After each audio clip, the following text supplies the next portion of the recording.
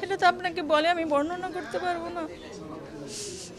সেই ভাষাটুকু আমি হারিয়ে ফেলছি।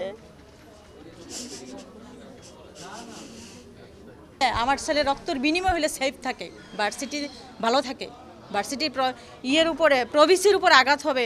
আর এখনও প্রশাসন নীরব। আমি এগুলা আমার বোধগম্য না আর কি। আমি মা হিসাবে অনেক আবেগ আপলা, আমি আর কিছু বলবো না, আমার ভুল হলে সরি। সেটা তো আপনাকে বলে আমি বর্ণনা করতে পারবো না। সেই ভাষাটুকু আমি হারিয়ে ফেলছি।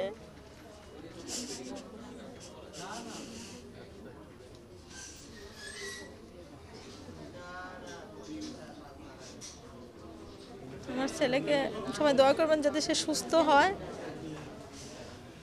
পার্ক ভিউ হাসপাতাল চেষ্টা করতেছে অনেক, আল্লাহ যদি আমার ছেলেকে ভালো করে আর কি। ওনারা বলছে মেডিকেল বেড গঠন করছে এবং বাহিরেও প্রয়োজন বুঝে বাহিরেও নিয়ে যাবে, দেশের বাহিরেও নিবে, এরকম ওনারা আমাদেরকে আশ্বস্ত করছে এবং ওনারা আসতেছে যাচ্ছে, ওনারা অনেক ইয়ে করছে। এবং পার্ক ভিউর এমডি সাহেবও এগুলো নিয়ে আমাকে বিলিভ করছে, বলে যে আপনার সর্বোচ্চ, ওনার প্রতি আমি কৃতজ্ঞ। আমার ভার্সিটির ছেলে মেয়েদের প্রতি আমিও আজ কৃতজ্ঞ আছি। এখন আল্লাহ যদি শাহজাহান চৌধুরী যে সাবেক ধর্মমন্ত্রী, উনি আসছিল, উনি বলছে প্রয়োজনে এয়ার অ্যাম্বুলেন্স করে বিদেশ নেওয়া হবে।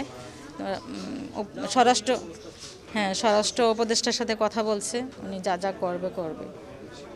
আমার ছেলে মাস্টার্সে ভর্তি হয়েছে, তো জানেন তার সব কিছু শেষ। এখন সে কীভাবে মানে ইয়ে করবে, দেশে প্রতিষ্ঠিত হবে, বিসিএসের জন্য ট্রাই করতেছিল, বাহিরে যাবে সেরকম ইয়া।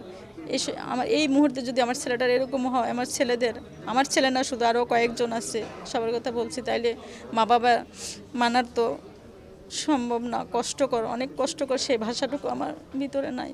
কত কষ্ট আমি বুঝাইতে পারবো না। আমি কতদিন যেভাবে আমার ছেলেকে নিয়ে থাকবো আমি জানি না কোনো কিছু।